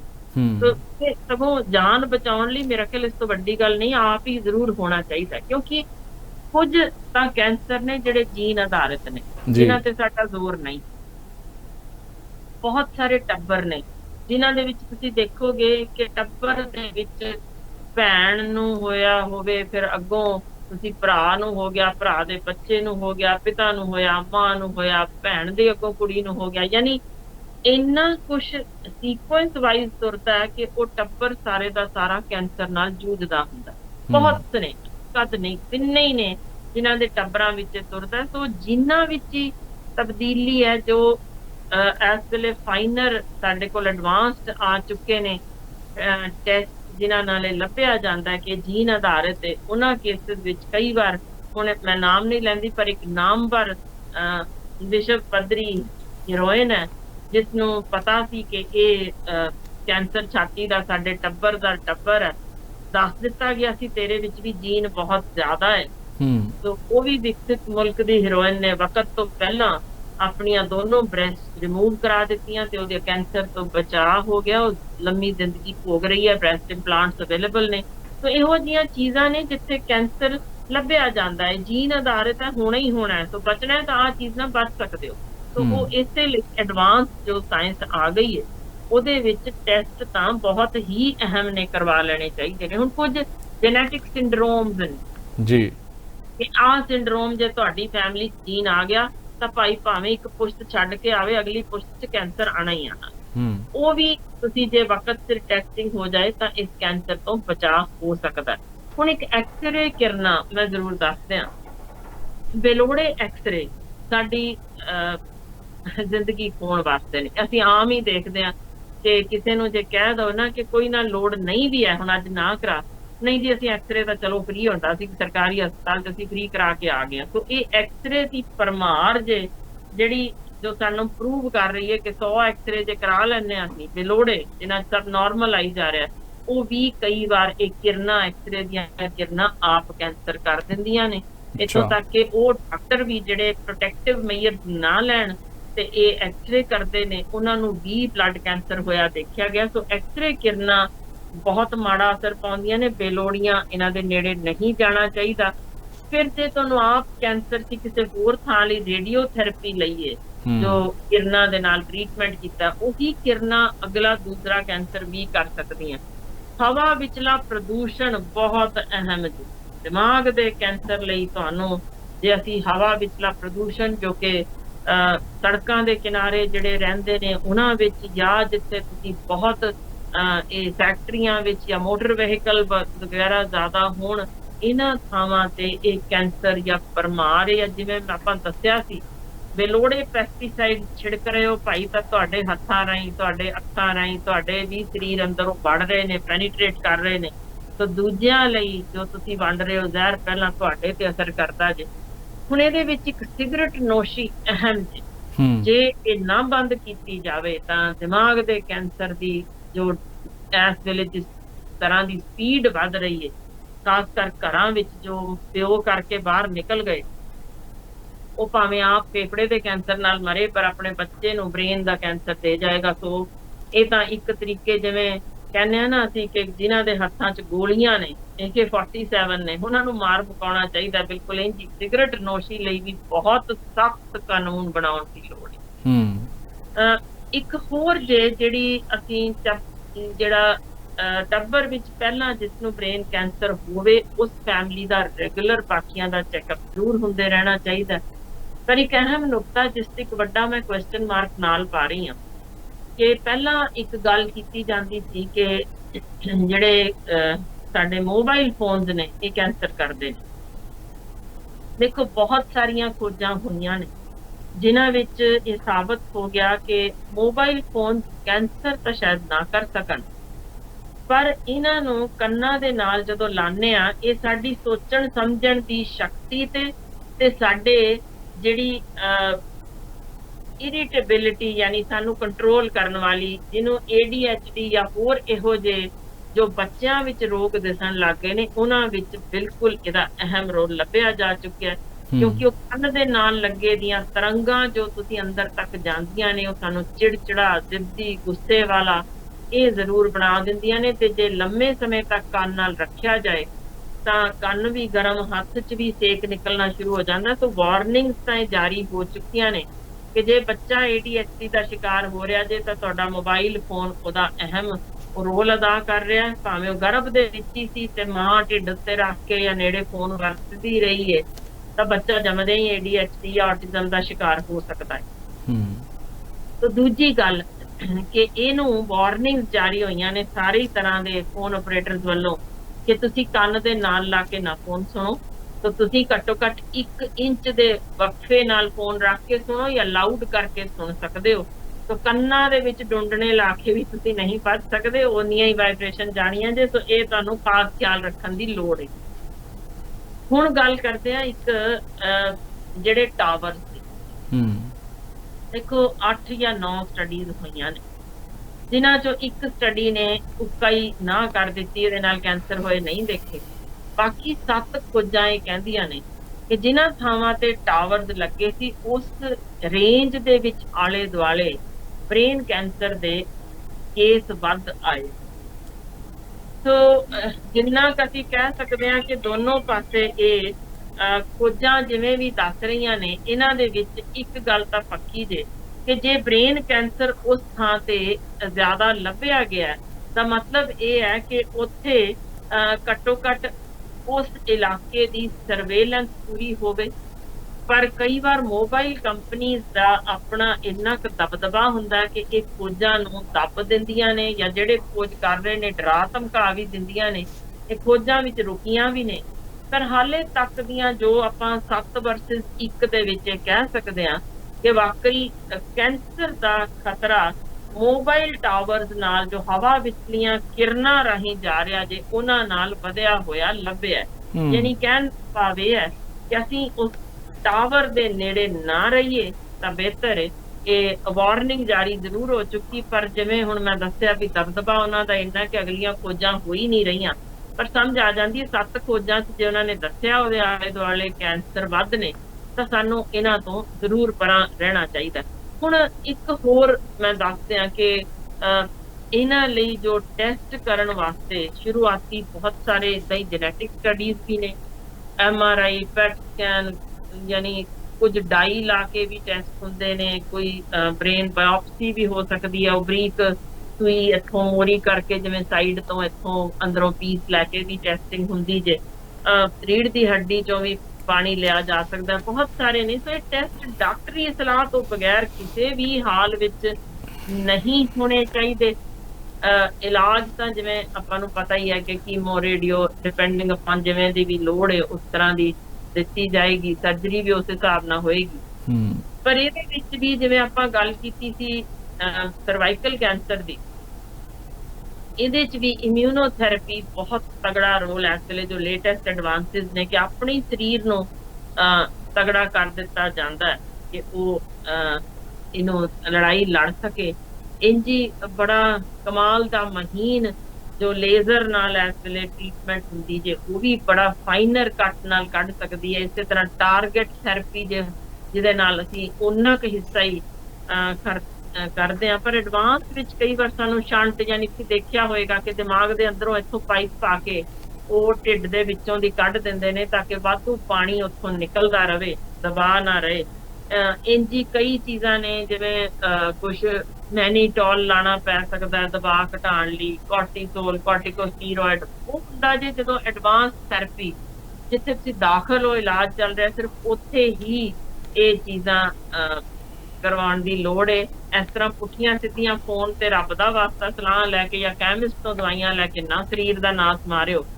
ਪਰ ਜਤਿੰਦਰ ਜੀ, ਇੱਕ ਅਹਿਮ ਆਪਾਂ, ਮੇਰਾ ਖਿਆਲ ਹੈ, ਕਿਉਂਕਿ ਸਮਾਂ ਫਿਰ ਘੱਟ ਰਹਿ ਜਾਂਦਾ, ਇਲਾਜ ਤੋਂ ਬਾਅਦ ਦਾ ਬਹੁਤ ਇੰਪੋਰਟੈਂਟ ਜਿਹੜੀ ਗੱਲ ਆਪਾਂ ਨੂੰ ਕਰਨ ਦੀ ਲੋੜ ਹੈ, ਕੀ ਖੁਰਾਕ ਤੇ ਉਸ ਸਮੇਂ ਕੀ ਸਾਵਧਾਨੀਆਂ ਵਰਤੀਆਂ ਜਾਣ ਵੀ ਇਹ ਦੁਬਾਰਾ ਨਾ ਹੋਵੇ, ਜਾਂ ਜਿਹੜੇ ਤੁਹਾਡੇ ਉਸ ਸਮੇਂ ਹੁਣ ਹਿੱਸਾ ਆਖਰ ਦਿਮਾਗ ਚੋਂ ਕੱਢਿਆ ਗਿਆ, ਕੁਝ ਨੁਕਸ ਹੋ ਸਕਦੇ ਨੇ, ਉਹਨਾਂ ਦਾ ਕੀ ਇਲਾਜ ਕੀਤਾ ਜਾਏ।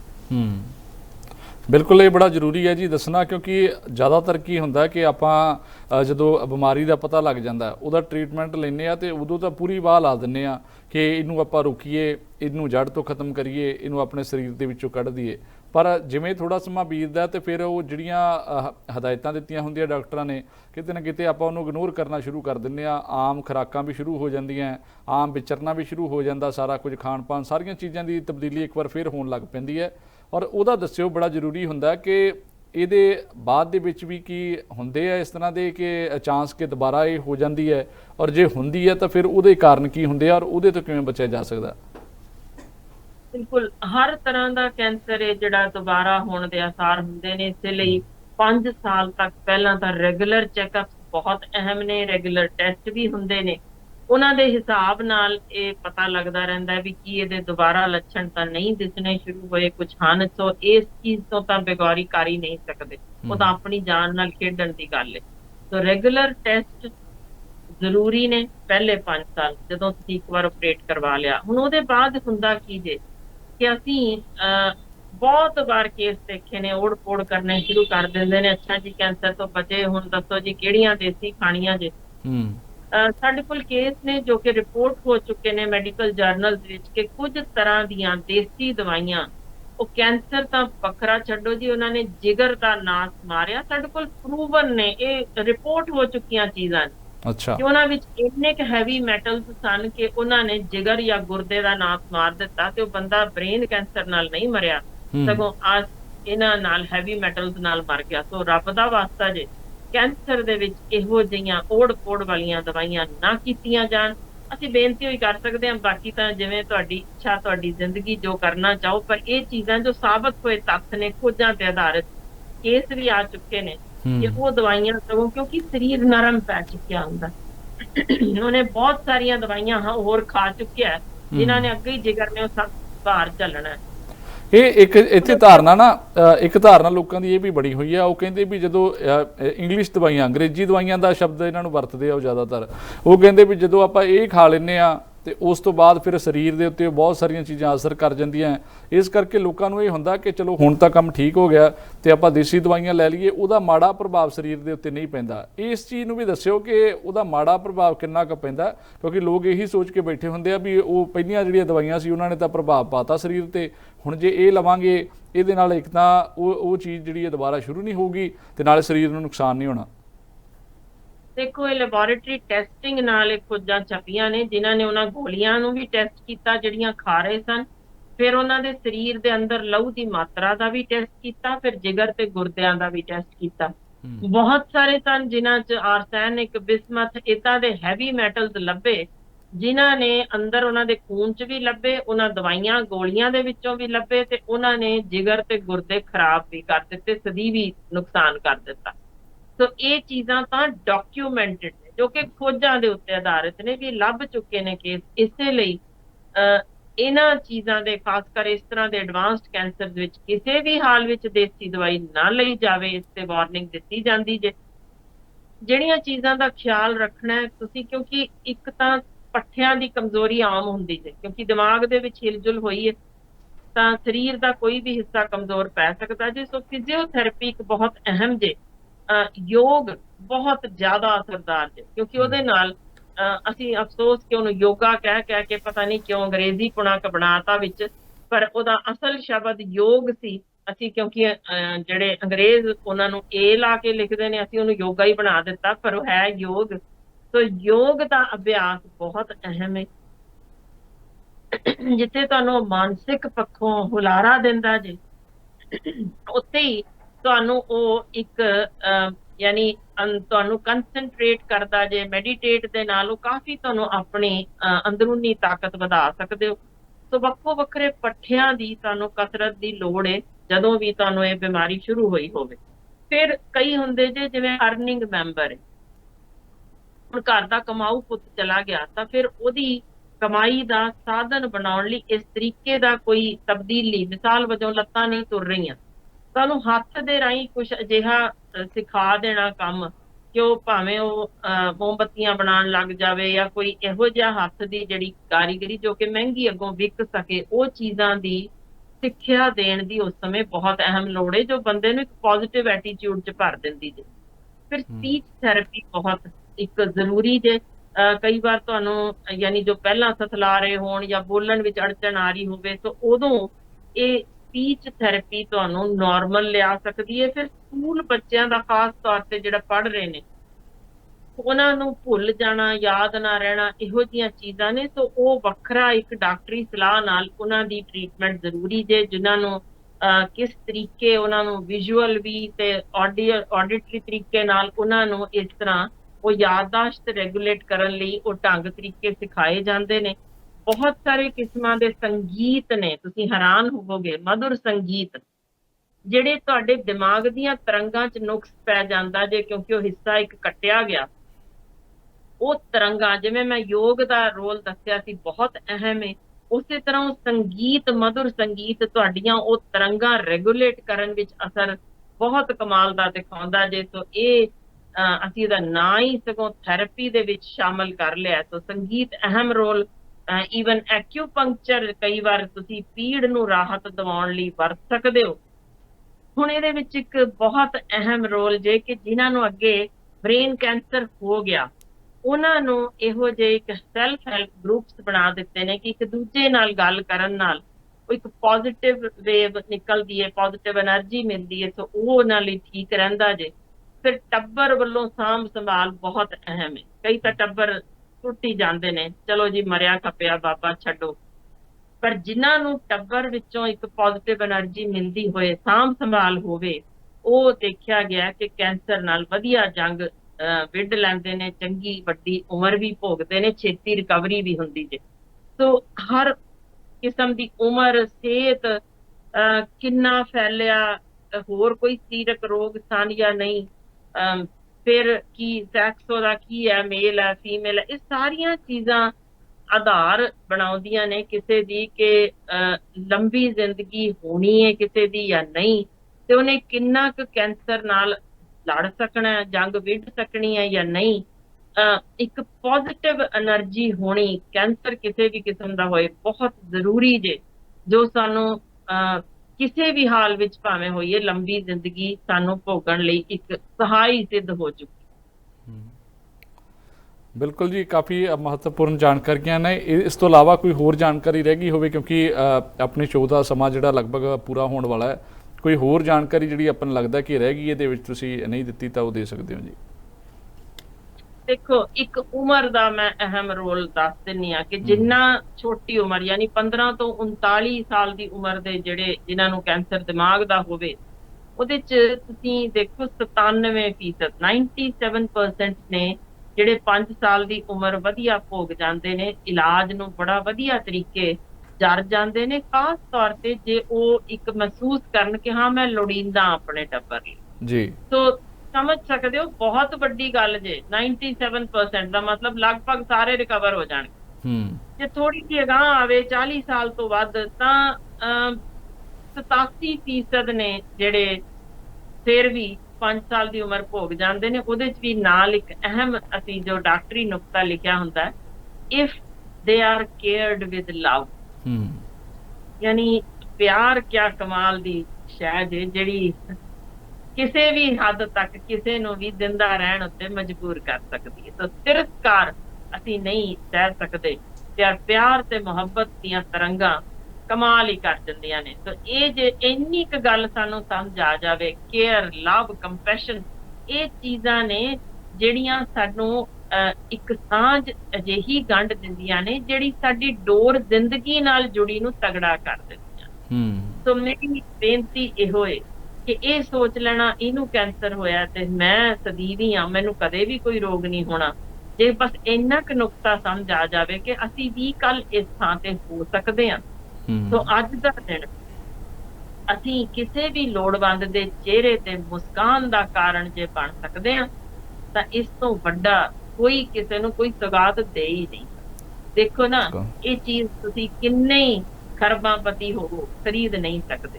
ਸੋ ਜੇ ਤੁਸੀਂ ਤੁਹਾਡੇ ਦਿਲ ਵਿੱਚ ਪਿਆਰ ਹੈ, ਮੁਹੱਬਤ ਹੈ, ਤਾਂ ਫਿਰ ਤੁਸੀਂ ਉਹ ਚੀਜ਼ਾਂ ਦੇ ਸਕਦੇ ਹੋ। ਤੁਹਾਨੂੰ ਗਰੀਬ ਨਹੀਂ ਕੋਈ ਵੀ ਕਹਿ ਸਕਦਾ, ਇਸ ਤੋਂ ਅਮੀਰ ਕੋਈ ਬੰਦਾ ਹੈ ਹੀ ਨਹੀਂ। ਸੋ ਆਪਣੇ ਕੋਲ ਜੇ ਕੁਝ ਵੀ ਦੇਣ ਨੂੰ ਨਾ ਹੋਵੇ ਤਾਂ ਮਰੀਜ਼ਾਂ ਨਾਲ, ਜੋ ਇਹੋ ਜਿਹੇ ਲਾ ਇਲਾਜ ਬਿਮਾਰੀਆਂ ਨਾਲ ਜੂਝ ਰਹੇ ਨੇ, ਪਿਆਰ ਤੇ ਮੁਹੱਬਤ ਵੰਡਾਓ, ਬਹੁਤ ਜੇ। ਇਸ ਤੋਂ ਬਾਅਦ ਉਹਨਾਂ ਨੂੰ ਕੁਝ ਨਹੀਂ ਚਾਹੀਦਾ। ਜੀ ਬਿਲਕੁਲ, ਜਿੱਥੇ ਪਹਿਲੀਆਂ ਗੱਲਾਂ ਬਹੁਤ ਮਹੱਤਵਪੂਰਨ ਸੀ ਤੇ ਆਖਰੀ ਗੱਲ ਉਹਨਾਂ ਤੋਂ ਵੀ ਮਹੱਤਵਪੂਰਨ ਹੈ, ਕਿਉਂਕਿ ਇਹਦੇ ਵਿੱਚ ਨਾ ਦੇਣ ਵਾਲੇ ਦਾ ਕੋਈ ਖਰਚ ਹੋਣਾ ਬਹੁਤਾ, ਨਾ ਜਿਹਨੇ ਲੈਣਾ ਗਾ ਤੇ ਉਹਦਾ ਖਰਚ ਹੋਣਾ, ਤੇ ਨਾ ਹੀ ਇਹਦੇ ਨਾਲ ਕਿਸੇ ਦਾ ਜਿਹੜਾ ਉਹ ਨੁਕਸਾਨ ਹੈ। ਇਹਦੇ ਵਿੱਚ ਫਾਇਦਾ ਹੀ ਫਾਇਦਾ ਹੈ, ਔਰ ਜੇ ਉਹ ਕਿਸੇ ਦੀ ਜਾਨ ਫਾਇਦਾ ਬਚਾ ਸਕਦਾ ਤੇ ਮੈਨੂੰ ਲੱਗਦਾ ਕਿ ਉਹਦੇ ਵਿੱਚ ਕਿਸੇ ਨੂੰ ਇਤਰਾਜ਼ ਵੀ ਨਹੀਂ ਹੋਣਾ ਚਾਹੀਦਾ। ਡਾਕਟਰ ਸਾਹਿਬ ਸਾਡੇ ਨਾਲ ਜੁੜੇ, ਬਹੁਤ ਬਹੁਤ ਧੰਨਵਾਦ ਜਾਣਕਾਰੀ ਦੇਣ ਦੇ ਲਈ ਜੀ। ਫਿਰ ਜੁੜਾਂਗੇ ਕਿਸੇ ਹੋਰ ਵਿਸ਼ੇ ਦੇ ਉੱਤੇ। ਸਤਿ ਸ੍ਰੀ ਅਕਾਲ। ਡਾਕਟਰ ਹਰਸ਼ਿੰਦਰ ਨਾਲ ਜੁੜੇ ਹੋਏ ਸੀ ਔਰ ਉਹਨਾਂ ਦੇ ਵੱਲੋਂ ਬੜੇ ਹੀ ਮਹੱਤਵਪੂਰਨ ਜੋ ਵਿਸ਼ਾ ਸੀਗਾ ਉਹਦੇ ਉੱਤੇ ਜਾਣਕਾਰੀ ਦਿੱਤੀ ਗਈ ਹੈ। ਉਮੀਦ ਕਰਦੇ ਹਾਂ ਕਿ ਇਹ ਜਾਣਕਾਰੀ ਤੁਹਾਡੇ ਕੰਮ ਆਊਗੀ, ਇਹ ਜਾਣਕਾਰੀ ਤੁਹਾਡੇ ਜਾਣਨ ਵਾਲਿਆਂ ਦੇ ਕੰਮ ਆ ਸਕਦੀ ਹੈ। ਇਹ ਜਾਣਕਾਰੀ ਜਿਹੜੀ ਹੈ ਉਹ ਕਿਸੇ ਪੀੜਤ ਨੂੰ ਤੁਸੀਂ ਦੇ ਸਕਦੇ ਹੋ, ਤਾਂ ਜੋ ਉਹ ਜੇਕਰ ਉਹਦੇ ਵਿੱਚ ਵੀ ਇਸ ਤਰ੍ਹਾਂ ਦੇ ਕਿਤੇ ਲੱਛਣ ਆਉਣ ਲੱਗ ਪਏ ਹੈ ਜਾਂ ਭਵਿੱਖ ਦੇ ਵਿੱਚ ਕਦੇ ਆ ਸਕਦੇ ਆ, ਤਾਂ ਘੱਟੋ ਘੱਟ ਆਪਾਂ ਨੂੰ ਇਸ ਚੀਜ਼ ਬਾਰੇ ਪਤਾ ਹੋਏ ਕਿ ਇਹਦੇ ਕਾਰਨ ਕੀ ਹੋ ਸਕਦੇ ਨੇ, ਔਰ ਆਪਾਂ ਸਮੇਂ ਸਿਰ ਜਾ ਕੇ ਉਸ ਦੇ ਟੈਸਟ ਕਰਾ ਕੇ ਤੇ ਉਸ ਬਿਮਾਰੀ ਨੂੰ ਜਿਹੜਾ ਉਹ ਹੋਣ ਤੋਂ ਪਹਿਲਾਂ, ਜਾਂ ਕਹਿ ਲਈਏ ਕਿ ਉਸ ਬਿਮਾਰੀ ਦੇ ਵਧਣ ਤੋਂ ਪਹਿਲਾਂ ਉਸ ਨੂੰ ਰੋਕ ਸਕੀਏ ਚੰਗਾ ਇਲਾਜ ਲੈ ਕੇ। ਫਿਲਹਾਲ ਇਸ ਪ੍ਰੋਗਰਾਮ ਦੇ ਵਿੱਚ ਇੰਨਾ ਹੀ। ਫਿਰ ਜੁੜਾਂਗੇ ਅਗਲੀ ਵਾਰ ਅਗਲੇ ਕਿਸੇ ਵਿਸ਼ੇ ਦੇ ਉੱਤੇ। ਧੰਨਵਾਦ। ਸਤਿ ਸ੍ਰੀ ਅਕਾਲ।